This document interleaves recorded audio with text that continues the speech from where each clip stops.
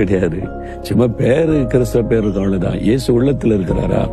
இயேசு உள்ளத்துல இருந்தா அவங்க நீதியா நடப்பாங்க. உங்க உள்ளத்துல இயேசு இருந்தா நீங்க நீதிமானா வாழ்வீங்க.